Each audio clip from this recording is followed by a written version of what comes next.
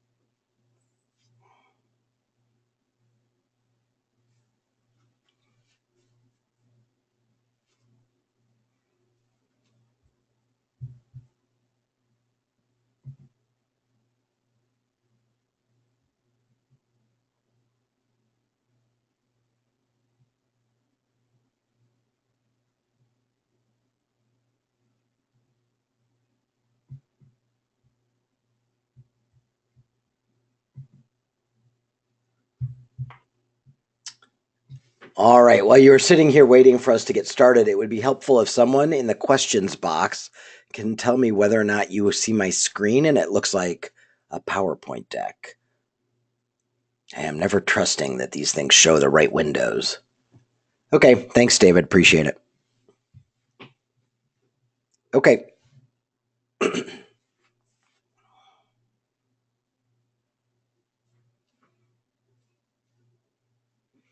We're going to wait another minute or two and then we will get started.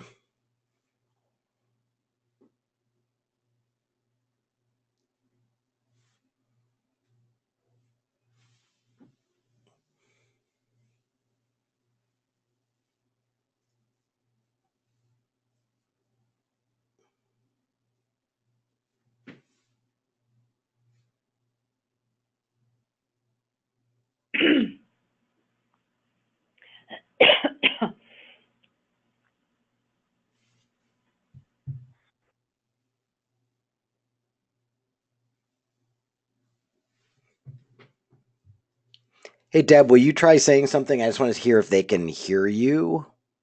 Sure. Testing, 1, 2, 3. Testing. Can you guys hear Debbie? Again, the question box would be the helpful spot.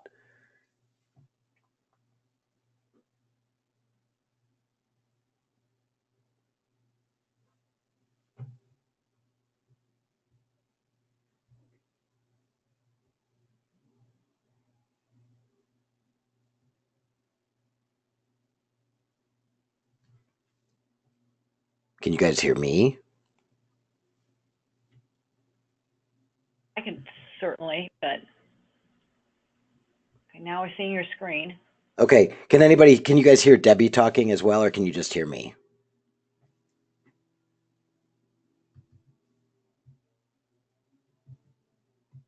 Okay. We're in good shape then.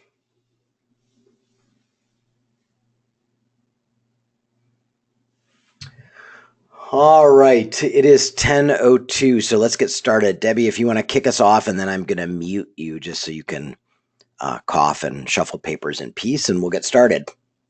Perfect. Well, thanks everybody for joining today's call. We are so excited to have Drew McLellan with Agency Management Institute with us on this exclusive call for our PRBI members. And many of us are huge fans of Drew's podcast, Build a Better Agency, so this is a really wonderful opportunity to have him with us today.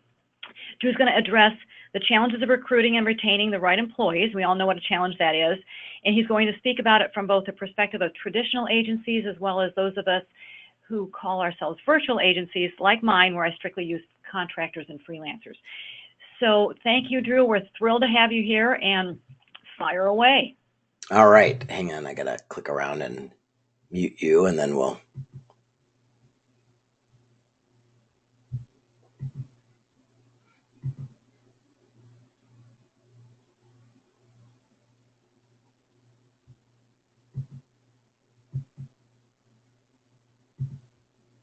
All right, I think you've got.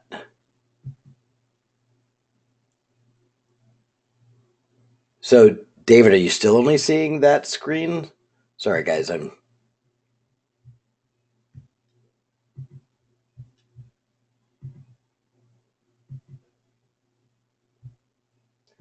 All right, are all of you guys seeing the PowerPoint deck screen? You're seeing my main screen.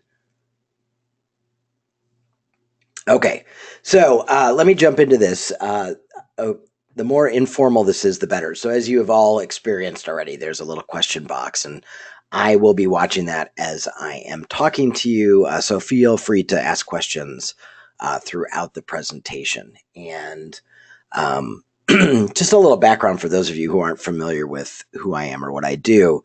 So, I sort of straddle the fence. So, I have owned my own agency, which is, as Debbie would describe it, a traditional agency, meaning, you know, have employees that come to the office, although we're a hybrid like many agencies today. Half of my employees are virtual and live in other places, and the other half commute to a common office. I've owned my own agency for about 25 years, and for about the last 10 years, I have also owned Agency Management Institute. And so, really, my perspective today, I'm going to be bringing you perspective from 4 different points of view. Number one is, other than jobs during college, before I started doing some freelance work for Gray Advertising in Minneapolis back in the day, I've only worked in agencies. So I have been in agencies my whole professional career. And I've owned my own agency for almost 25 years. So that's perspective number one. Perspective number two is through my work with Agency Management Institute. And we do a variety of things for agencies. We do on-site consulting, we do coaching. Many of you are familiar with the podcast that we produce every week. And we also have these peer groups where we bring agency owners together. We have virtual groups where they meet every month through Zoom, and we have live groups where they meet and they spend 2.5 days together twice a year physically in the same place. Talking about best practices, sharing financials, so I see everybody's numbers. And then 2 days of sort of coaching and cajoling and a little bit of therapy.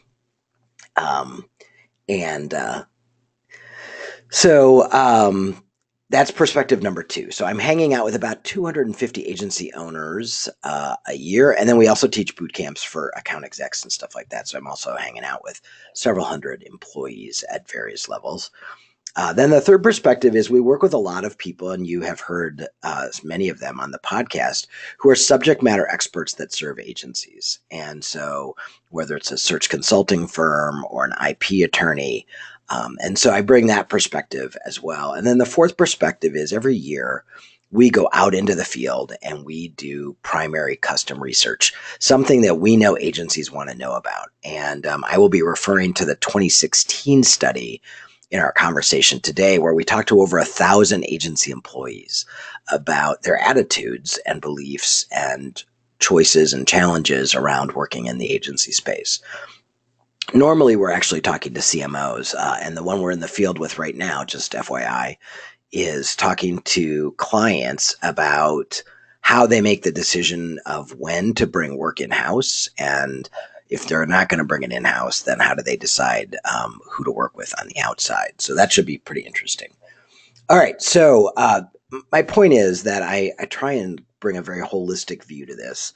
And I'm walking the same walk that you are every day. And so, I have the same challenges with employees that everybody else has. I will say this, knock on wood, my average staff tenure is 17 years. And so I'm blessed with a very loyal team. And I do think that some of the best practices we're going to talk about today have contributed to that. I don't think it's just because I'm a swell fella. So, all right. So let me dive into this. So first of all, understand that the reality has changed. So I don't know how many of you get our newsletter every week, but yesterday I wrote about the fact that, when I went to college, my tuition, my dad paid for school for me, and my tuition was, like $750 a semester. And when my daughter, who is now almost 25, went to college, that was not the price tag. And you know what? I had two choices. I could focus on the fact that it had gotten more expensive and that didn't seem particularly fair. Or I could understand that, that was the 20-year difference, 30-year difference, and stuff changes.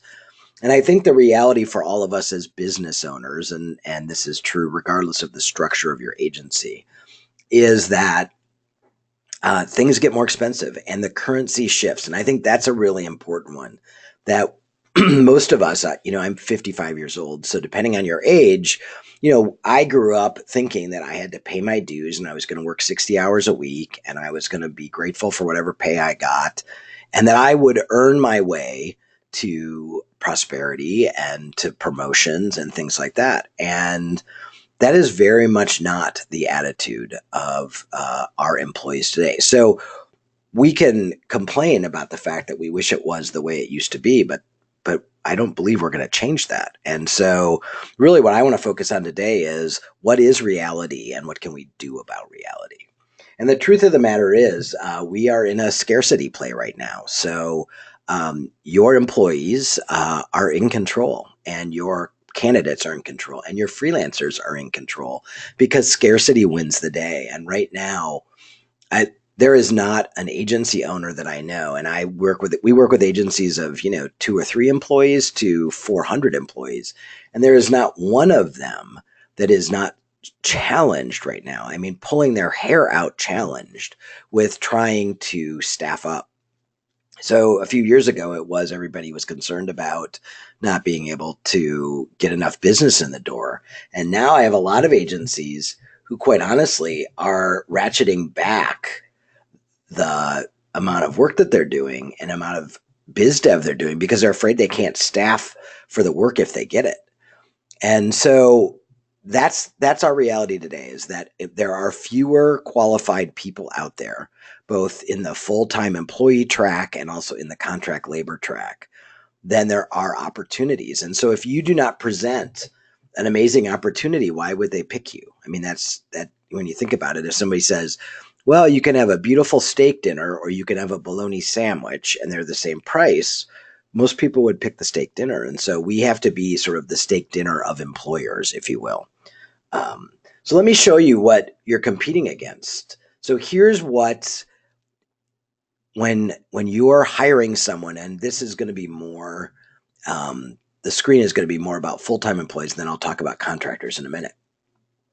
But when you are competing for an employee, this is what you're competing against. So everybody wants flexible work hours. And the reality is today's workforce, and by the way, this is not age dependent. So we're going to talk a little bit later about sort of the millennial mindset.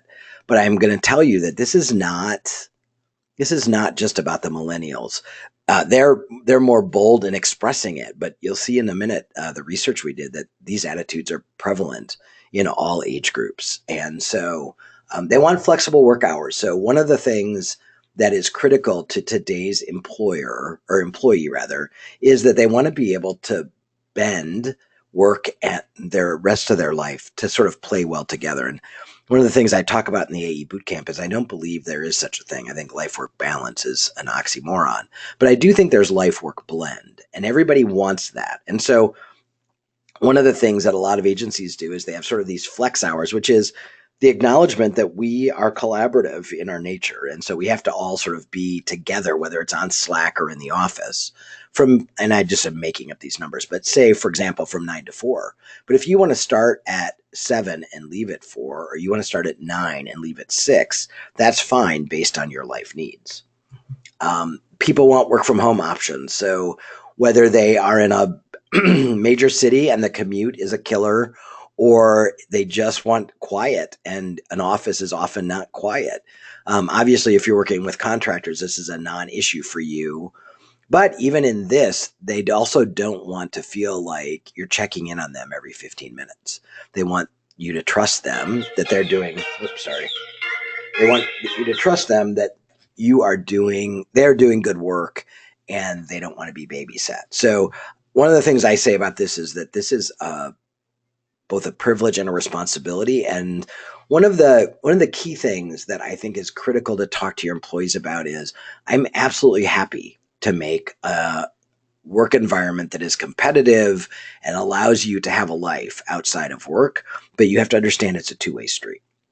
And I think that's the part where the employees sort of struggle and they don't understand that as much, is that they want all of this stuff that I'm listing off to you, but they don't really understand that they have to give something in return for that. And again, that comes out of having a really candid conversation with them. They want unlimited PTO. So this is a very common practice in agencies, is that rather than you getting a week or 2 weeks or 3 weeks off, there is a program in place for, in essence, unlimited PTO. And there are plenty of boundaries around this. At my shop, we've done this for the last decade or more, and have only had one employee who I felt took advantage of it. An unfair advantage. Everybody obviously takes advantage of it, but took advantage of it in a way that was not conducive to the work or the agency or the clients. But this is becoming a very common benefit. So the whole idea of getting a set number of days is becoming less and less common. Some sort of metric-based bonus program. So many agencies make the mistake of paying out bonuses based on, oh, we have money at the end of the year, I'm just going to give everyone some money. I'm not a fan of that. I'm a fan of a metric-based bonus program where when the agency does well and we all understand how that well is measured and how that's defined, then we get to share in that. Your employees want to share the spoils. And quite honestly, most of your employees don't understand how your agency makes money and how they influence whether you make or don't make money, which is a whole different conversation for a different time. But I am a fan, and we teach this in the workshops, of using agency math to base your bonuses on so that you can use it as an educational opportunity every month to reinforce to your employees how they influence your bottom line. But anyway, they want to make a bonus tied to agency performance. This was the number one thing in the 2016 survey when we asked employees what would make them stay or leave an agency. The number one thing before salary or anything else was the opportunity to continue to keep growing and to educate themselves. So if you're a traditional agency, this is about doing things both in-house and also sending people to learning opportunities. And again, helping them understand that this is a shared responsibility, that some of this stuff has to be done on their own time. Some of this has to be done on their own dime. And but you're willing to invest as well. But this was the number one thing that makes or breaks an employee's happiness, according to our survey. Here's a new one that a lot of agencies are doing, is a student loan reimbursement program, especially if you're hiring younger employees, although sadly a lot of middle-aged employees are still burdened with their student loans as well. So a program that's really basically a bonus program, but structured around actually you cutting a check to their student loan holder. 401k match, a suite of insurances, health, dental, disability, all of that, and the agency at least pays for part of that. Paid time off to serve the community or agency-led community projects. This is becoming a really big deal in agency space. Your employees want to feel connected to the community. They want to feel like the work they do and the talent that they have is being used for some greater good at some level. And so a lot of agencies are using this as team building opportunities. Believe it or not, a big one is bring your dog to work privileges. I have agencies, most agencies, it's dogs, but I have one agency that a couple of people bring birds. There's a couple agencies that have a resident cat. So again, this is just all about the culture. It's not so much specifically what animal you allow to bring in. And another one is a stock snack room with both healthy and not so healthy options. Many agency owners tell me that they go out of their way to put the healthy stuff in, and of course everybody eats the chips. But the point is that you're creating a Google-like environment where people are sort of feeling nestled in to work. So that's your competition. And if you're not offering a good set of those, I'm not saying that you have to offer all of them, but if you're not offering a good set of them, then you are at a disadvantage. In terms of the contractors, what they want more than anything else is they want a contract. They want a retainer arrangement. They don't want to be called last minute. And They don't love the fact that, as everything rolls down the hill, they're the last minute call at 5 o'clock and you need it by 8 a.m. tomorrow. So, especially if you're working with contractors on a regular basis, which many agencies do today, some sort of buying a set block of hours, but also giving them opportunities to educate themselves and maybe share in the spoils of the agency. So, I have a lot of agencies that are all contractors, so they have no W-2 employees. And quite honestly, the way they structure the relationship they have with their contractors gets very close to the line of what the IRS would say is an employee. So you have to be careful about the language you use. It can't be a bonus. It has to be some sort of a reward at the end of the year, or you have to be careful about your language when you're working with contractors to make sure you don't cross that line. Oh, and by the way, they want more money than you want to pay them, and so that, my friends, is the reality of the employment situation we're in today. So again, we can grouse about it, but I think it's important that we acknowledge that it is what it is, and then let's talk a little bit about how we then find the best of the best inside that reality. And I'm kind of zipping through these because I want to make sure I leave you plenty of time for questions. So, and I'm happy to stick around after the top of the hour too, by the way. Okay, so when we did our research, and I highly encourage you, if you haven't already, to go and download it. Yes, you have to give us your email address, and all that means is you're going to get subscribed to our e-newsletter. And if you don't want to stay on it, then just unsubscribe. But it also will, it's our way of letting you know that there's more research coming out and all of that sort of stuff. So we did a study with over 1,000 employees, and here's what we found, which was really interesting, was they kind of broke into 3 key categories. And these, by the way, are not age dependent. And this was when we started the research, our goal really was, how are millennial employees different than their counterparts? And what we found is, for the most part, they're not. And actually, most of the things that we attribute to millennials, most of the behaviors and attitudes, the truth of it is, most kids that, and I say kids because I'm 55, most kids that fall into the millennial age group actually don't have those attitudes. And they get really bent out of shape that we assume that they do. And I think in some ways we encourage them to behave like a millennial, an air quote millennial, because we treat them like one. So anyway, about almost 40% of the agency employers are what we called agency advocates. They love their job. They feel respected and valued. They think their boss gets them. They believe, because I think they look for it and see it, that there are lots of opportunities for learning and growth. Because I have every agency owner says to me, I give them opportunity. They just don't take advantage of it. So we'll talk about that in a sec. They believe that the responsibility for their career is on them, and it's their job to make the agency more successful. And so for them, their attitude is very much, this is my career and I love it. And what I'm going to talk about in a minute is how you spot these people during the interview process.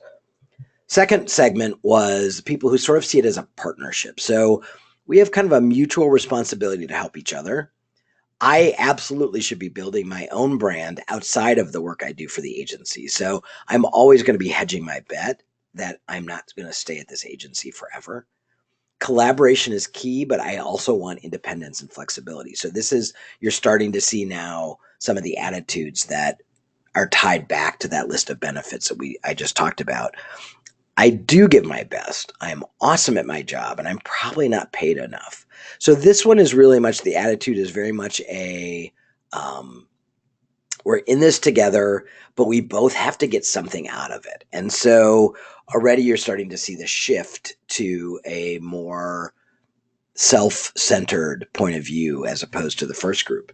And then there is absolutely a group that we call the millennial mindset. But what was interesting is this had nothing to do with age. So that there was a subset, about a third of current agency employees at the time of the survey, that believed that this was a stop on the road, that their agency, it was not a career, it was a job. This is what I do for now. Interestingly, regardless of their age, they believed that the younger workers were more talented than their older counterparts, and also were not given the level of respect that they should. Their attitude is very much, my job is something I do for now to earn money to do the stuff that I love. My work is not what I love. And that's a big difference between the first segment and the third segment. the point that I want to make in this, and the reason I'm showing you this is this has nothing to do with age. You have 55-year-olds in your shop that have this attitude. So be looking for the clues, and one of the clues should not be the age of the employee. So what does all of this mean for us? Well, I think a couple things. Number one, this is a conversation I have with agency owners every day. You absolutely need to treat your employees fairly, but that does not mean you need to treat them equally. And I think we struggle with this. I think we think that we have to offer everything to everybody. And the reality is some of the perks that we offer, some of the things that were in that list earlier, and I'm going to show you some other things in a minute, those are privileges that are earned. And so you need to give everyone the same opportunity to earn them, but it doesn't mean everybody has to be given them. So that's why I love the merit-based bonus program, because not only is it based on whether or not the agency makes money, which seems pretty logical, but it's also part of it is based on a list of criteria that you share with them that says, look, some of this money we're going to share equally because we all contribute to the success of the agency, but a portion of it is going to be discretionarily distributed based on these criteria. So you all have the same opportunity to earn the money, but it probably won't be distributed equally. So we'll come back to this. Fair does not mean equal in a second. So how do you find the good ones? Sorry, I'm fighting a little bit of a cold. How do you find the good ones? So in the survey research we did, we asked them how do you figure out where to go to look for a job? And without a doubt, the number one influencer was people that I know that work in agencies. So your current employees and their satisfaction level. And if you are not doing an employee satisfaction survey every month, and by the way, it can be as simple as one question on a scale of 1 to 10. How likely are you to recommend to one of your friends who's looking for a job that they apply it to the agency? And if you are an 8 or above, you are in great shape. If you're below that, then you have some work to do. But anyway, there is no one more influential in terms of you attracting talent and retaining talent than a happy workforce. So the best way for you to get great new employees is to have happy existing employees. And you can see here, and you guys will get this deck, so I'm not going to belabor these, but you can see here all of the other people that are all the other places that influence where they want to find jobs. The other thing I wanted to show you out of this research was, and this is age specific, by the way, how long do you expect to work for your current agency? So look at the millennials. So a good 25% of them think they'll be there 3 to 5 years, but more than half think 2 years or less. And you can see how that number reduces as you get older. So for some agencies, the strategy, quite honestly, is I'm not hiring anybody right out of school anymore. I want somebody who's already worked in an agency, has already worked in a job for a couple of years. I don't want to be their first boss. I want someone else to break them in and teach them what it's like to be a professional. But my point here is across all of these, my dad worked at the same company for pretty much my whole life. And I think that was normal for that generation. In my own generation, I see less and less of that. And certainly in my daughter's generation, I see very little of that. So one of the things I think you also have to be thinking about is that if you can get 3 or more years out of an employee, that's a pretty good run. So your belief that employees will stay with you forever is probably a false belief today. When it happens, as I happen to be fortunate enough that it's happened, it's sort of a bonus and a lucky strike extra, but I'm not sure as agencies we should be planning on it.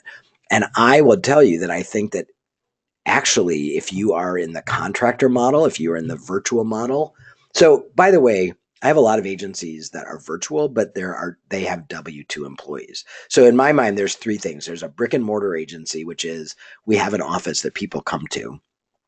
There's a virtual agency, which is we are scattered all over the planet, but we all are employees of the agency. And then there is the contractor model, which is I have no W-2 employees. I just use contractors. And what I will tell you is from my observation, these numbers go up with virtual and contractor relationships because just by virtue of not having to go to the office or being in the same place and people being able to move around. So my husband or wife gets transferred. I'd love to keep my job, but I have to come to the brick and mortar office is no longer a barrier. So these numbers get higher for virtual agencies and contract-based agencies. Okay, So how do I find them? That's the question, right? All right, couple things. Number one, you need to create a culture that matches today's expectations. Again, this gets back to happy employees. If your current employees are happy, that will attract other employees. And again, I don't think you have to do all of the things that I listed, but I do think you have to embrace some of them. And probably the most difficult one for many agency owners to embrace is the whole flexible time, work from home, all of that. And that's the one that is in most demand. So if you have not embraced that, if you have not allowed anyone to have that flexibility, my guess is it's going to be harder and harder for you to attract and keep good employees.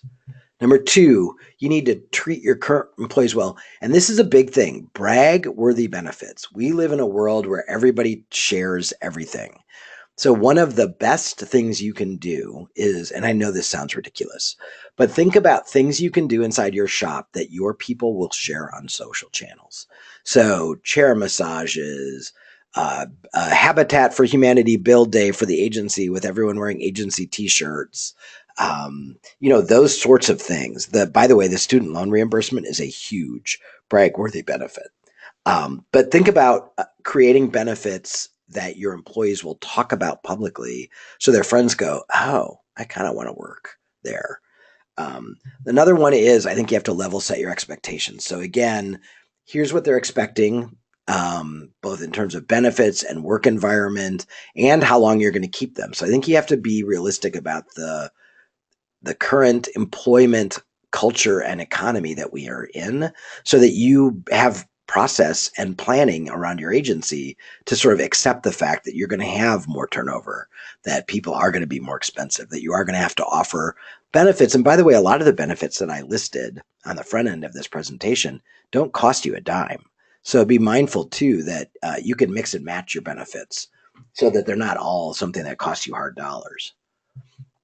This is a really big one. So I think an agency, to attract and retain talent today, you have to be really clear about who your agency is, what you're about, why you exist, and what are the values that you are going to live by as the agency owner, but you're also going to hold everyone else accountable to.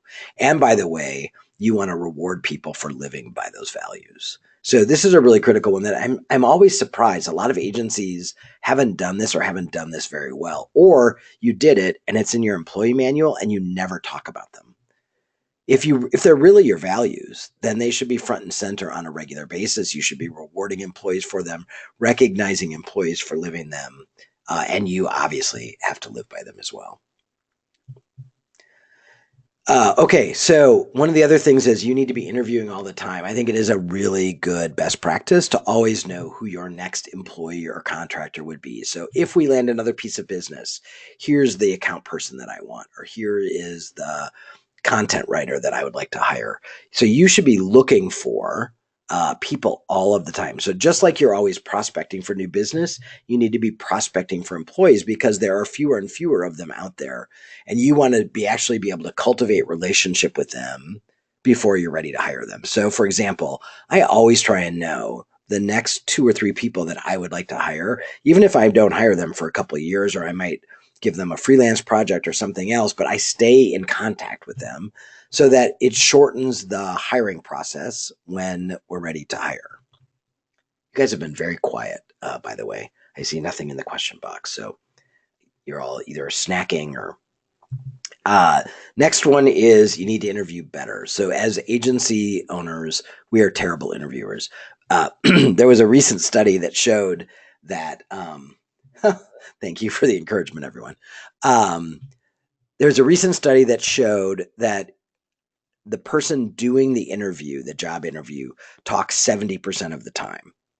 And most of the time, they're trying to convince the candidate that they're a cool place to work.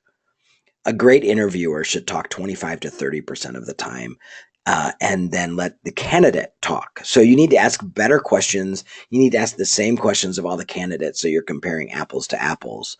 And you need to do a lot of scenario questions around your values. So, for example, if one of your values is honesty is always the best policy, an interview question might be something like, Tell me a time when it was very uncomfortable for you in a workplace, to be honest, and what was the outcome of that conversation, right? So you want to interview to your values and you want to say to them, hey, one of our core values is this. So here's my question.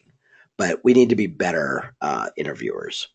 Number two, be very clear about your expectations. If you don't have flexible hours, tell them that. If there's work on the weekends because you do a lot of events, tell them that. If you are not going to give them comp time for when they work at night or on the weekends, tell them that. Be really, really clear about your expectations. If you text them at 7 o'clock at night, if you expect them to answer you within 10 minutes, tell them that. Whatever your expectations are, they are your expectations, and you have every right to have them. How they also have every right to go, no, I don't want to work there. But it is really, really important. It's not fair to the employee for you to hide your expectations and then smack them when they don't live up to your expectations. So you have to be super clear. This is one that I love. Look for success clues. So think about the employees that you have that have stuck with you a long time, that always go the extra mile. And this is true for contractors as well. And then figure out what it is that is common about them. And here's some things that I see on a regular basis. And these, by the way, are some of my criteria. I want to hire somebody that has worked part-time jobs, like in high school and college, whether they needed the money or not. They are sort of driven to work. I love to hire people who paid for their own college education, which, as I told you earlier, would have eliminated me from being a candidate in my own shop. But I love when they have to work for what they want. People who have played on team sports understand the whole idea of being collaborative and working together on things. And this is a mandatory one for me. And I know this makes me look very old, but if somebody does not send me a handwritten thank you note after an interview, I don't hire them. And here's my logic behind that. They are in the neediest position they're going to be in the entire length of our relationship. And if they don't have good manners, then what makes me think they're going to have good manners and take good care of our clients when they don't need something, right? Hang on, somebody's as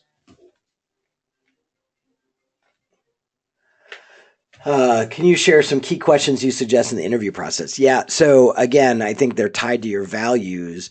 I think there are also things like, tell me a time when you felt like you were between a rock and a hard place at work. How do you decide if you have to make a client happy or your boss happy, who wins, and how do you communicate that to both of them? Things like that. So situational questions that help you see how they process and think are much better than the generic closed-end questions that we typically ask. What kind of tests do you, okay, so somebody said, what kind of tests do you recommend for interviewees, like written tests? I believe for every position that you have, I don't care what kind of, and again, this is for contractors, virtual employees, brick and mortar employees. I believe that you should have a skills test for every job, and they should have to do it in a way that you know they're doing it. So if they're either on a Slack channel with you while they're doing it, if they are virtual, or you have some way of monitoring that they're actually the one doing the work, like you're watching them do the work. Maybe it's a shared Google Doc, and then you can ask them questions while they're doing it, or they have to come into the office and do it. But you absolutely should be giving them skills tests. So it might be a proofreading test. It might be a writing test where you give them a bunch of elements and say, okay, write a tweet, a Facebook post, a newsletter article, and a print ad headline from these facts. Whatever it is, I think it's really important that we do that. But anyway, so those are the success clues that I think, and you'll have different ones potentially.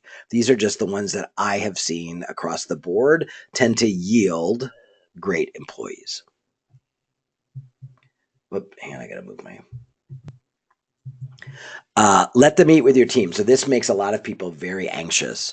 But after you've interviewed them the first time, let the team that they're going to work with interview them. And you need to prep your team. That you can't just send them in there and hope that they're going to have good questions. You have to help them come up with good questions that will help them determine if this person is going to be a good fit on their team. But the other thing is you say to the candidate, I'm not going to be in the room. This is the time for you to ask them anything that you want to know about working here, about working for me, whatever it is. And you know what? And if that makes you very nervous, that tells you something very clear about your culture. So if that makes you anxious, then you have work to do with your current team before you can attract better employees. Decide on your tolerance for being their first boss. I think this is a big one. So many agency owners are frustrated with younger employees who have never had a job, who don't really understand what it's like to be a grown-up in the workplace, all of those things. So for some of you, you may love mentoring those young people and teaching them how to be a professional. And you can earn great loyalty, by the way, by doing that. For others of you, that's like a sharp stick in the eye. And so I do have a lot of agency owners who've said, you know what, I'm not hiring anybody younger than 28. If they haven't worked someplace for 3 or 4 years, I don't want them in the shop. I just don't have the time or the tolerance for their sort of entry level stuff. So you sort of, that there's not a right or wrong answer to that. You just have to sort of decide where you're at with it. Many agencies, by the way, are growing their own. So they are putting together really robust internship programs. And then at the end of the internship program, typically this is a summer internship program, what they're saying to them. So I have an agency in New York City, not a big shop, but decent sized. And what they do is they bring on 6 interns and they run them through the gamut of all the departments, and they're doing real work. And at the end of the summer, what they're promised is that someone will be offered a job. And so they're literally growing their own and sort of picking the best of the best. It's a little Survivor-esque, but it's working for them. Another thing you've got to do is you've got to have for all of your employees, so starting now with your current employees, some sort of success plan or career path. You've got to have a process that helps them, because they need to own this too, help them define their career path. But you need to say to them, you know what, if you want to go from an account exec to a senior account exec, I'm just making this up, here are the skill sets that need to be here. Here's how you have to demonstrate to us that you're ready for that. And then here's how you go to learn these things. Here's classes you can take. Here's books you can read. We'll set up a mentorship program for you, whatever that all is. And then here's an interesting idea. Let them build their compensation. So I'm not going to spend a lot of time on this, but what if you gave them a set number of points? So I'm willing to spend 200 points on you. I'm just making up the number. And here are the point systems. And again, these might not be the right items. It might not be the right proportions. But today we live in a world where we get to choose everything. You get to custom make your cable package. You get to custom make what cars you drive. All of that. So is there a place in our world, and I think the answer is yes, where the employees get to build their compensation so they can bake in the things that matter to them. So for me, you know, maybe a 4-day work week is worth more than $10,000. I don't know, or worth more than $5,000. So this is an interesting idea that I have some agencies that are just starting to play with it. So I cannot say to you, I know this works and it's magic, but I think it's an interesting idea worth exploring. So, okay, let's say you've got an employee or a contractor. How do you keep them? First of all, you've got to have an onboarding program. And an onboarding program in most agencies is, we've waited too long to hire you. We have all this pent-up demand. Here's your desk. You have a client meeting at 10. Go. That is not an onboarding program. You need to have a way to onboard them into your shop, into your clients, to educate them so that they don't feel like they're drowning. Many employees told us that their first 90 days, they had no idea what the heck they were doing, and they were absolutely overwhelmed. And you need to take that away from them. You need to ease them in. Again, we talked about the career path. This is a huge one. In fact, this is probably the game changer for most agencies. You need to have regular one-on-one meetings with your employees and their direct supervisors. And I did a podcast on this, and I don't remember what number it is, but I think it's one I did myself. So my solo casts are like 5, 10, 15, 20, and I want to say it's 15, but I could be wrong. But anyway, this is critical for you in terms of retaining employees. They want a voice. And this is a meeting they own. if you have interest in this, I don't want to take up too much time. Listen to the podcast. It gives you a document that you can use with them. It walks you through how to do it, why to do it. But I have never had an agency that actually implemented this well, that did not extend the retention of their current employees and improve their employee satisfaction numbers.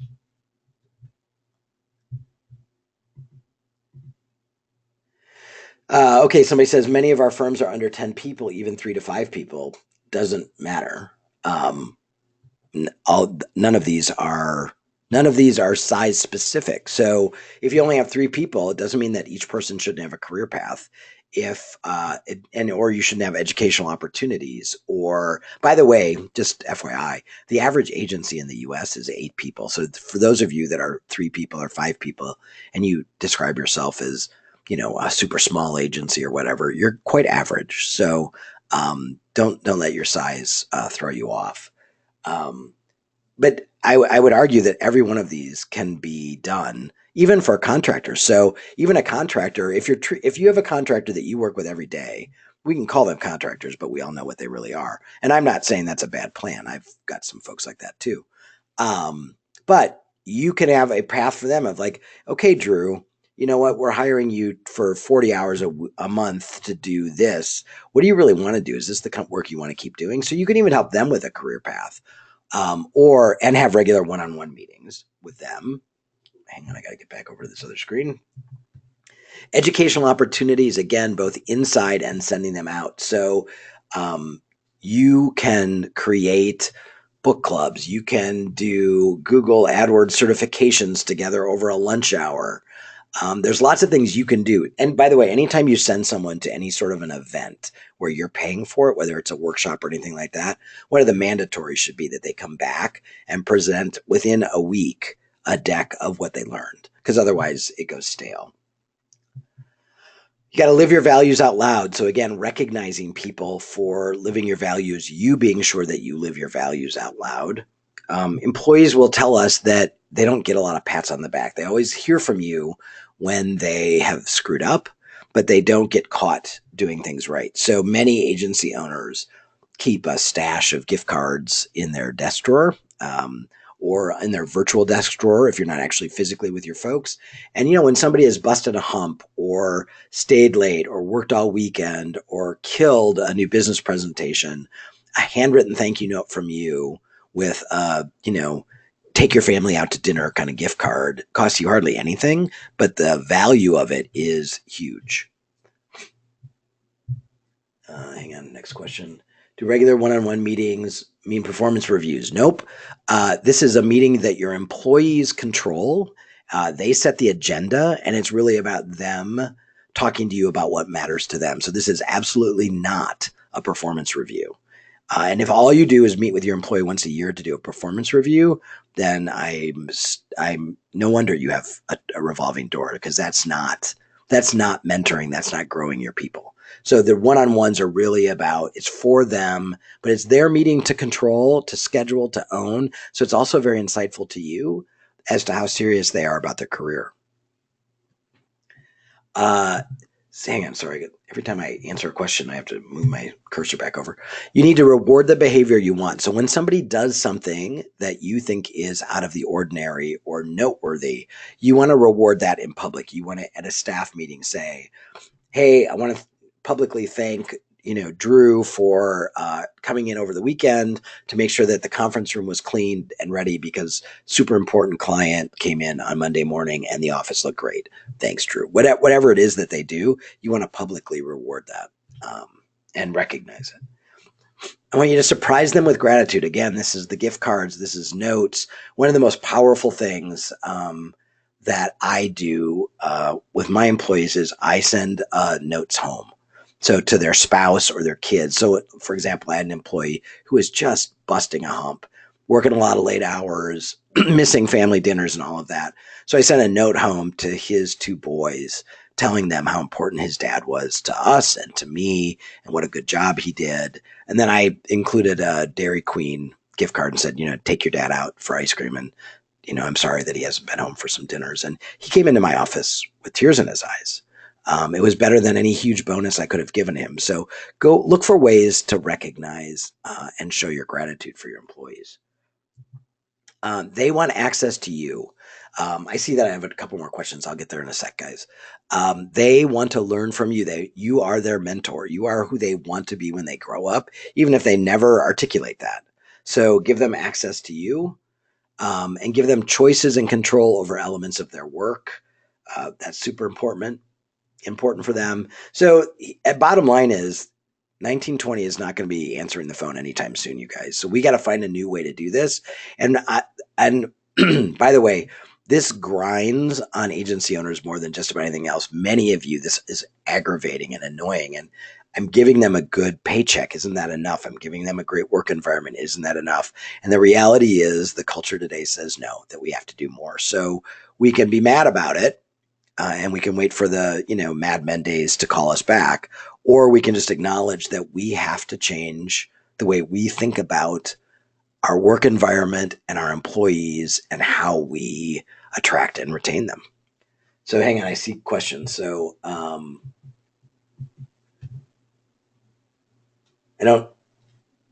don't know what that means, what type of questions to ask. So can you elaborate on that? Oh, in the one-on-one meeting. It's all in the forum. You don't ask the questions. They run the meeting. They set the agenda. So, and I think this is a really great point. Let's face it, we're control freaks. Most of us are very type A. Most of us, when we've done something that's not on our to-do list, we write it down so we can cross it off. That's how controlling that we are. And I think sometimes we want to control more of the employee-employer engagement than we need to. So I highly recommend you listen to the podcast because it would take us a half an hour to talk about it.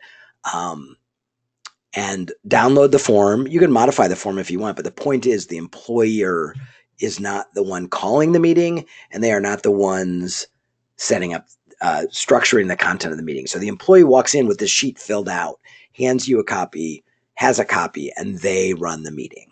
So that's the key to that. All right, what questions do you have for me?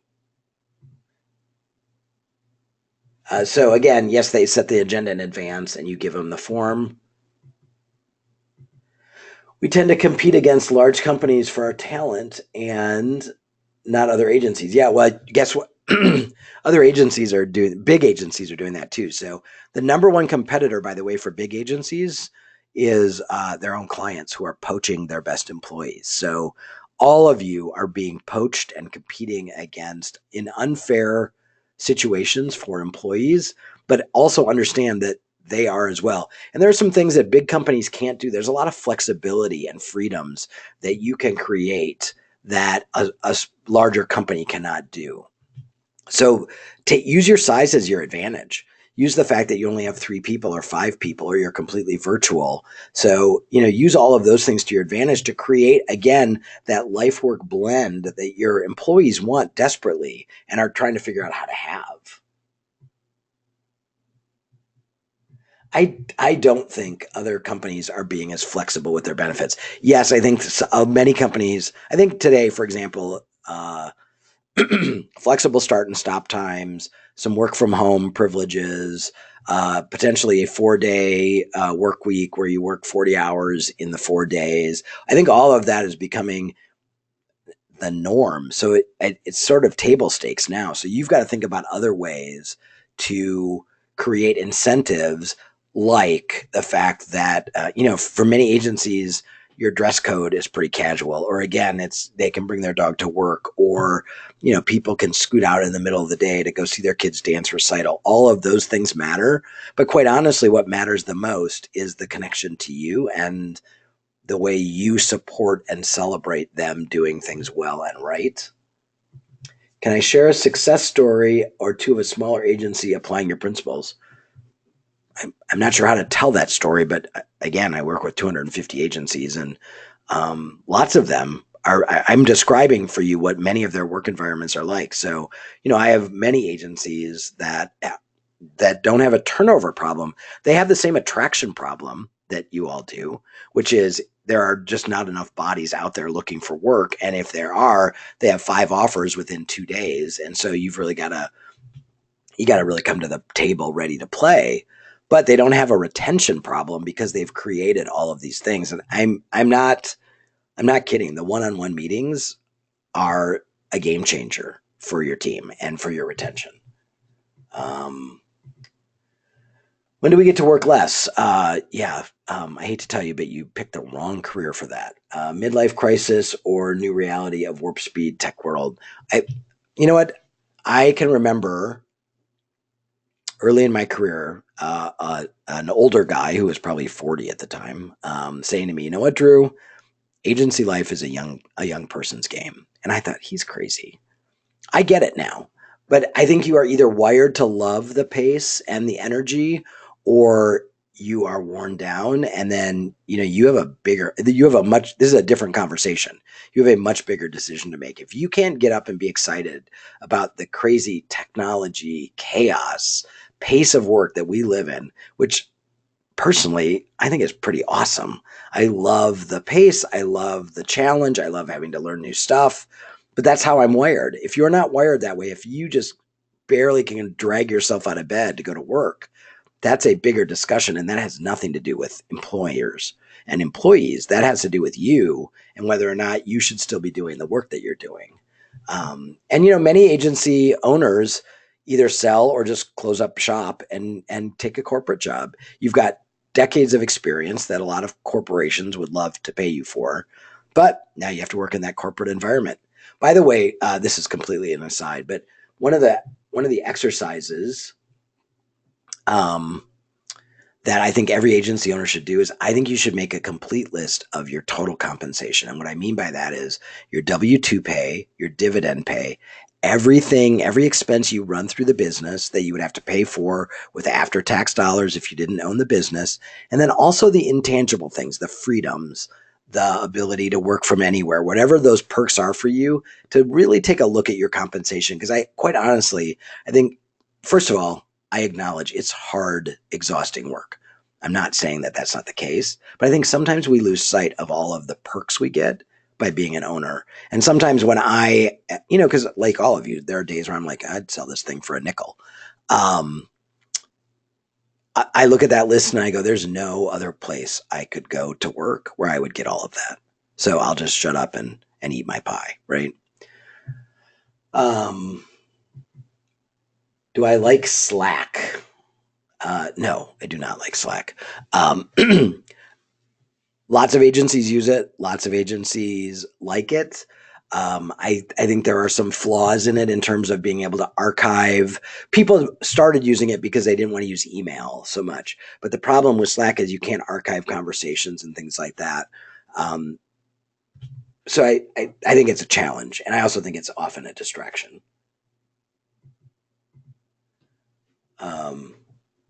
How do you reconcile the gap between what we think we should pay because we have an arbitrary budget and what we are paid at that age and what the candidate's expectations are?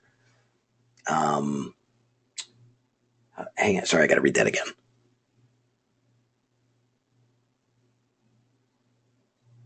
Yeah, so what you got paid at that age or based on how much money you have, that has nothing to do with it. I mean, that's like saying I walk on a car lot with $30,000 in my pocket and I'm going to buy a Chevy, and the car dealer comes over and goes, "You know what, Mr. McLellan, you would look awesome in a Jag. I know you only have $30,000, but I would like you to take that Jag." You know what? That doesn't happen on a car lot, and it doesn't happen with employees either. So you know what the marketplace is paying for what you want to buy. You have to decide if you have the budget to buy it, or is there another way for you to get that work done? And it's a bitter pill without a doubt. And I have some agency owners that when they look at their W-2 income, they're not the highest paid employee in their shop. At the end of the day, they are because they take dividends and other things, but that they've had to really suck it up and pay more money for somebody else than they're even paying themselves in W-2 income. At the end of the day, the game you're playing is, how do I assemble the right people and tools and team to win the profit game, to win the client attraction and retention game. And you have to decide what you're willing to spend or pay around that.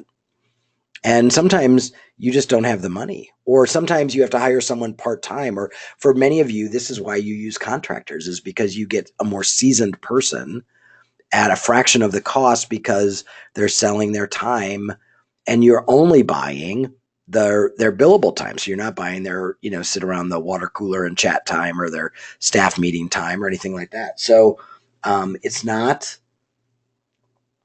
it really, we have to get sort of over our own attitude and our own, it's not fair, and recognize that we are in a marketplace, and we are, I think we're sort of, it feels like we're on, Wall Street, and we're all shouting to buy the same commodities, and whoever has the most money or the best package, which is why I love the whole thing about letting them build their own compensation. Because, by the way, the best package is often not about money. Money is absolutely a factor in it. But the amount of time off and the flexibility and some of those other things for today's employees of any age has a greater monetary value than just the paycheck. Do you put a clause in client contracts that if they hire your employee away, they have to pay a search fee? Yes, many agency owners do have that clause in their contracts. Very few of them enforce it, because what the client often will say is, okay, I will pay your fee, but I'm also going shopping for an agency.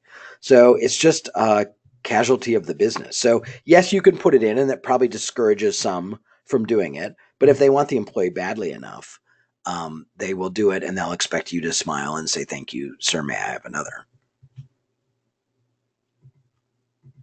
Costs and salaries have increased significantly. Client budgets have not. I disagree. I think you're doing too much for the budget the client has. How do you bridge the financial divide? So I think this is a common misperception amongst agency owners. If the client values the work that you're doing, and if they perceive that value to be what it is, they are not paying 1950s prices either. So, but I think what many agencies do is we look at what the client has. The client says, I want I'm just making this up. I want a 10-city media tour, and I have $5,000. And we look at the $5,000 on the table, and we go, crap, I really want the $5,000. So we go, okay. As opposed to saying, well, you know what? For $5,000, we can only do a 1-city media tour. Do you want to do that, or do you have more money? So I think a lot of it is our negotiation skills are not. The recession taught us to take scraps. And I think a lot of us have not broken that habit yet. And so I do believe that you can get, so it may be that you have to change your client mix. It may be you have to go after bigger clients and fewer clients. Most agencies have too many clients and too many small clients who nickel and dime them to death. And by the way, remember that every client requires a certain amount of time and attention, whether they give you $1 or $10,000. So those smaller clients are significantly more expensive to you than a larger client. So I think you have to be a better negotiator to balance the difference, the fact that costs and people are higher. But I also think that I have a lot of agencies that are dropping 20 to 25% to the bottom line year over year. And they are in big markets and small markets. They're small agencies and big agencies. They're in a niche. They're not in a niche. There's lots of factors, but I'm here to tell you, you can make good money doing this if you follow, the best practices.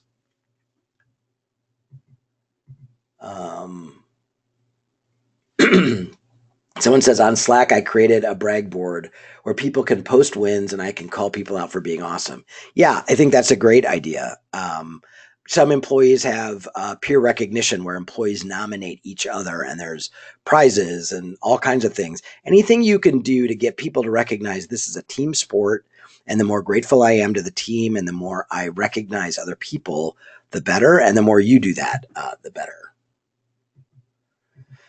Do you recommend that virtual agencies also have an onboarding program? Absolutely. I think it's even more important for a virtual agency to have an onboarding program, because of course they feel like they're floundering. They have no, there's no team lunch. There's no going down the hall to ask someone. So I think it's more critical for virtual agencies or contractors-based agencies to have an onboarding process?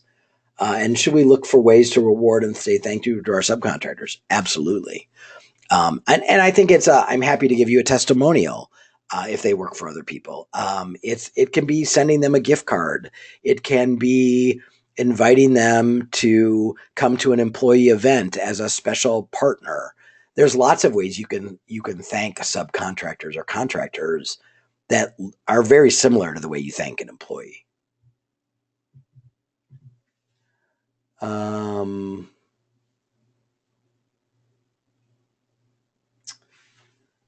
My people cap out after 2 to 3 years because they don't see agency growth in size and career growth opportunities, not sure how to compete without greater and faster profitability. Well, first of all, I think you do have to have a career path. And so this is where the agency metric based bonuses are really useful. So look, if you help us grow from 15% profitability to 20% profitability, we all get to share in that. I think you can show them how they can sharpen their saw in terms of educational opportunities, new skill sets. A lot of agencies do pro bono work to give their employees a chance to cut their teeth on things that they don't get to do in their day jobs. And for many agencies, the bonus program really becomes the replacement for the mandatory raise every year to keep people. And what it is look, I'm going to stay current with the job boards and all of that. I look at 3 or 4 different salary surveys, including AMIs and creative groups and other people who have them. And I'm going to make sure that I'm paying you fairly. But if you're doing the same job, I'm not going to pay you more for that same job. However, if the agency does better, then we all get to share in that. So for a lot of agencies, they've gone away, unless somebody has taken on a new job or new responsibilities, they're not giving mandatory raises anymore. But instead, they've got this bonus program that in essence rewards everyone when the agency does well. I'm interested in your suggestion that we should have retainers for contractors. Can you provide us an example? No, I don't have a contract like that, basically what a lot of agencies do with their contractors is they will agree to buy a set number of hours, and the bigger of the block of hours you buy, the cheaper each hour is. So for the contractor, what it gives them is consistency in their billing or their finances, and what it gives you is sort of a volume discount. And typically the other thing you would negotiate is when you have work, you go to the front of the line for that contractor. So if I'm willing to guarantee you 40 hours of work a month, then A, I want to take your $60 an hour rate and I want it at 50, but B, when we call, I want to be at the front of the line. So it's more that kind of a thing, but I don't have an example of a contract. How do you go back to your client for an increase in their retainer in order to keep your team who deserves the increase? You have to be worth more. You have to deliver more value. It can't have anything to do with the fact that you have to pay your people more. It has to be like, look, for the last 5 years, we've been doing this work for this amount of money. Let me show you how many hours this is typically how it works. Let me show you how many hours we actually put against that. So our $5,000 a month retainer actually should have been $12,000 a month. I've done that for the last year. I can't do that again. So either we need to scale back our deliverables to what's appropriate for $5,000, or we can increase the retainer so you keep getting the level of service you want. So that's one way. Another way is I'm a big believer in, and we teach this in the successful practices of agency owners workshop. I'm a big believer in every time you make a proposal to a client, you give them 3 choices. And there's a whole lot of psychology that we don't have time to get into today, but there's a whole lot of psychology around why that works to your advantage and why it makes the client feel like they're in more control. And that has nothing to do with agencies, by the way. It's true of anything that anybody sells. So go into Starbucks and watch how many times people order grandes as opposed to any other size, which is the middle size. So what you want to do in building your proposals is you want to build the middle proposal to be the one you think they should buy, and it's priced appropriately. And then you strip it down on the low end and you add some bells and whistles on the high end. And 9 times out of 10, If you take them one proposal or one option, they're going to push on the price. If you take them two, they're going to choose the cheaper one. If you take them three, 96 point some percent, they're going to choose the middle one if you've properly communicated the value of that. So that's one way to get a higher retainer. But honestly, most of you overservice, most agencies, it's not just you guys, most of you overservice your clients terribly, meaning you're overly ridiculously generous with how you overservice them. And if you don't put a stop to that, or at least a reduction of that, if you actually could bill all of the hours that you worked on behalf of a client, you would be so rich, and so would your employees. So honestly, a lot of it is stopping scope creep and overservicing clients and communicating that to clients. How do we become one of the agencies you work with? There's lots of ways that we can engage with you. So you can pay some money and show up at a workshop and hang out with us for 2 days. You can join one of the virtual networks, which I talked about. And I'm happy. All of that stuff's on the website. You can choose to join one of our live groups and hang out with me and other agency owners twice a year. Lots of ways for us. You can buy a coaching package. Lots of ways for you to work with us if that makes sense for you. And I'm happy to have a conversation offline with any of you that has interest in that. I spent about 20% of this is going to make you mad. I spent about 20% of my time working on my agency because, again, 17 years of tenure in my staff, and we just have it down to an oiled machine. And I spend about 80% of my time doing this kind of thing, hanging out with agency owners and helping them build their business. And I love the work. So if I can be helpful, by all means, please reach out. More detail on a bonus program. Where do you stand on sharing financials with the team? If you want your employees to care about the metrics that you care about, you actually have to teach them what those are, and you have to show them. So I am a big believer in sharing financials with your employees. I think there's lots of levels of that. So some people just share percentages. Some people just share an AGI goal. Some people share, all of it. Here's our gross billings. Here's what's our cost of goods. Here's what's left. That's our AGI. Here's what percentage we pay for staff people. Here's what percentage is our overhead. And look, we have a puny 2% left in profit, and I have to take taxes out of that. So that's a problem. I don't believe you can have your employees help you build a bigger, better, stronger, more profitable agency if they don't understand how your agency makes money. So at some level, I think you have to share some of the financials, and that the bonus program is typically based on that. So I'll try and describe it really quickly. So you set an AGI goal for the quarter, and I'm just going to make up numbers. Let's say your AGI goal is $100,000, which means that every month you're trying to get to $34,000. So on month one, if you hit $34,000, then everybody gets a pizza party or something like that, but no money is given out. Month two, if you hit it, you might cater in a lunch, or everyone gets a half a day off, or some other monetary reward.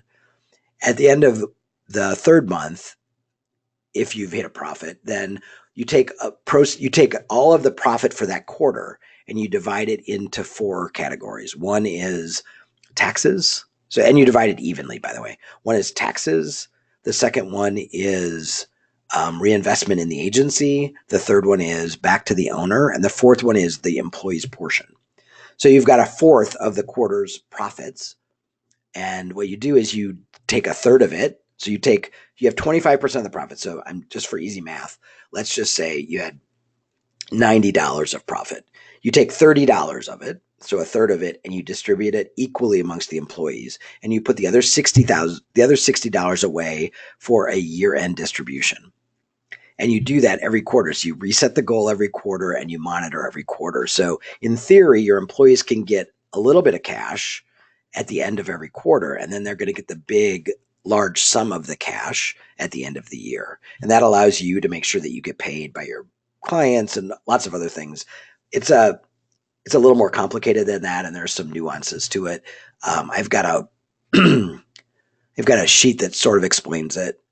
It's one of those things that's easier to talk through, but I have a sheet that sort of explains it. If you want a copy of that sheet, just shoot me an email at drew@agencymanagementinstitute.com, and I will email it to you.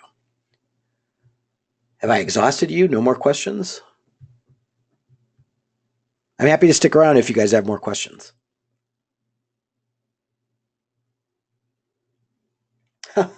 Okay.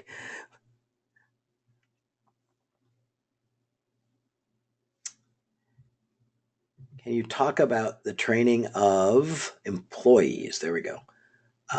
Maybe explain services for that. So um, I think there's a couple layers of training. So I think there's obviously a skills layer of training. How do they do their job? Because especially if you're hiring younger employees, what they learn at school is not actually how they do their job. So you have to teach them all of that. But I also think the bigger part of the training is how do you show up as a professional in the workplace? And I think you guys should be talking about that at lunch and learns and places like that where, how do you develop a service mindset? How do you genuinely care about the clients? How do you put their needs and the team's needs first? Those are things that no one has talked to them about and no one has taught them. So I think there's lots you can do around lunch and learns. A lot of agencies, by the way, are requiring that everyone who works for them have a certain level of digital savvy and digital certification. So whether they're ever going to place a Google AdWord or they're ever going to do a Facebook campaign or they're ever going to run an inbound program, lots of agencies are requiring their people to get those certifications so they can at least talk intelligently about them and they can build those strategies into conversations with clients. So I think you can do a lot of that in-house. And then I think there are lots of places, beyond AMI, quite honestly. There are a lot of places. I would encourage your people to belong to professional organizations, to go to those lunches. They learn how to network there. One of the requirements I have for my staff is that all of them serve on a board of directors, a nonprofit board of directors. I don't care what it is. I don't care if it's something I believe in or something I'm opposed to. I just want them to have the experience of serving in a leadership capacity, having to volunteer their time. But, whether it's ad pros or PRSA or any of those things, I think those are super important. So there's lots of ways you can train your folks, but I think you do have to have the attitude inside your shop that we are lifelong learners. And so whether it's book clubs or going to hear someone speak or sending them to a workshop, whatever it is, I think you have to invest the time and the money. You have to give them room in their schedule to do it. And you need to recognize and encourage them for doing it. No, if it'll take me another 10 or 15 minutes to replete the quarterly AGI thing, just send me an email and I'll send you the document, which will do a far better job than I can do verbally. But I promise I'll send it to you.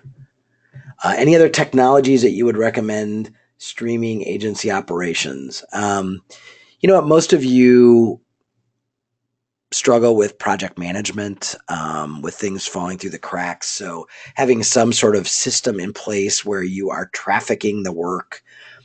I think it's really important that you're tracking how many hours you're working against a job so you can see if you're actually profitable or not. I'm stunned at how many agencies of all sizes, by the way, can't tell me. They can tell me we charge the client $5,000 for that. And I'll say, okay, well, but how much money did you make? $5,000. No. Because by the time you figure out how many hours you worked against it, in many cases, you guys are paying for the privilege of doing work that your hard costs, your people or your contractors or whatever are actually costing you more money than you're making. So I think it's really important for you to traffic your work and to have some sort of an archive system that streamlines that work and to absolutely have financial benchmarks tied to your work so you know what kinds of clients, what size of client, what kind of work is actually stuff that makes you money. Because for every agency, it's different. So for some of you, PPC might be how you're just killing it. For other people, it might be media campaign or, media tours. For others, it's content. Whatever it is, based on your kind of clients you serve and the kind of team that you've assembled, whether they're W-2 or 1099s, for every agency, that equation is different, but you need to understand what your equation is. any sage advice? Well, that's crapshoot, but any sage advice on walking away or negotiating with a client whose revenue equals needed cash flow, but there are red flags or the account is way upside down? Yeah, this takes incredible courage, and the courage quotient goes up based on the size of your pipeline and how much work you have coming in. So the reality is, for many of you, you have a client that is a great cash flow client, but truth be told, you're not making any money, but it allows you to not let someone go, or it allows you not to make some other uncomfortable decision. And I will tell you that the best agency owners are the ones who, and many of them cry through it, but the ones who make the tough decisions. The biggest mistake an agency owner makes is remaining overstaffed. It is without a doubt the biggest drain to your profit is hoping that you get profitable or more profitable, or that potential client signs the contract or whatever, even though you've gone 3 months where you've had a tough time making payroll. So I think that's an important thing for us to learn. There are privileges with owning a business, but there are also responsibilities. And one of the responsibilities, frankly, that I think you have to your own family and also your employees and contractors and their families is that you run a fiscally responsible business. And that means making difficult decisions. So in terms of like the walking away or renegotiating with a client, I think it gets back to having the conversation that I described earlier, which is, look, Drew, we love working with you. We love your people. We believe in your product. But I need to show you the fact that, this is on me. It's my fault. I'm not asking you to pay for it. But we have been ridiculously overservicing your business. We've been selling you a retainer of $2,000, but on average, we are giving you $5,000 worth of time. And here's the list of things that we agreed we would do for the retainer. And here's the list of things we've actually done. So we've also foolishly allowed for a lot of scope creep. And that is all on me. And I'm not asking you to take any responsibility, but I'm also telling you as a business owner, and I know you can understand this, I can't keep doing that. So we have to figure out, do you want to raise your retainer, or do you want to actually get what you're paying for? And let's sit down and have that conversation.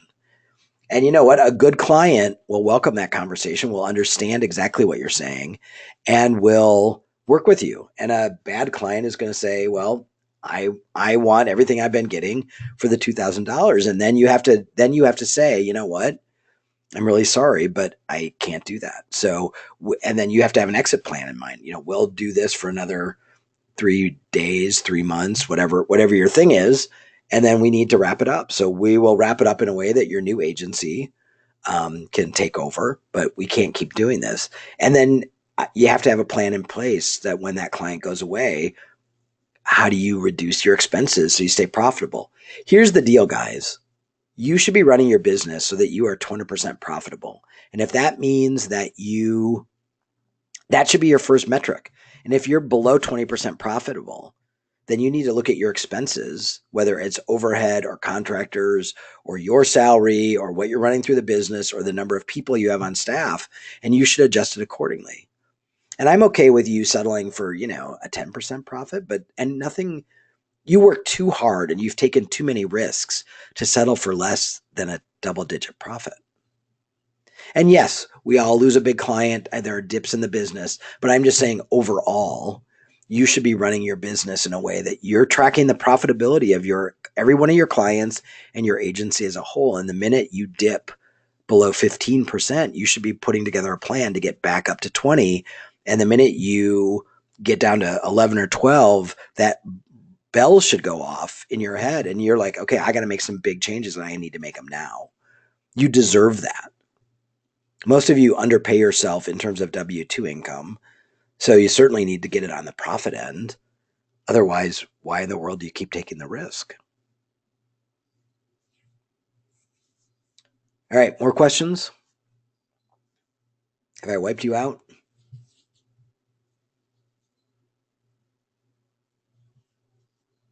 Going once. Going twice.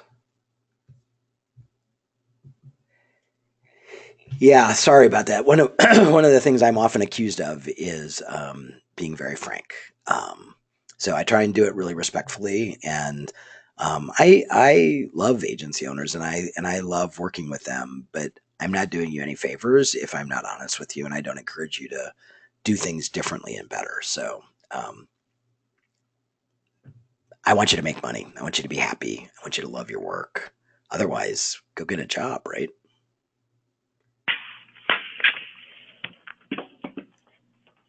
Thank you very much. I like you too. I can tell already. All right. Other questions? I'm happy to stick around. Um, all right. So here's the deal. So you're going to get an email from GoToWebinar with a link to this recording. It'll take me a day or so to get it uploaded and converted and all of that. And then you've got my email address. So if you want that bonus structure thing, shoot me an email and I'm happy to send it to you. But again, if you need that email, it's drew@agencymanagementinstitute.com. Happy to chat with any of you about AMI and how you might intersect with it if that's useful to you. But either way, I appreciate your time. I know how hard it is to carve out an hour, and now we're at an hour and a half. So I'm grateful that you stuck around. Thank you very much. Um, Hopefully I'll bump into some of you soon.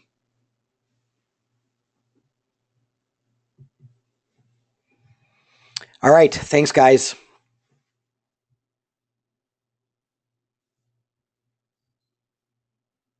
I have to figure out how to turn this thing off.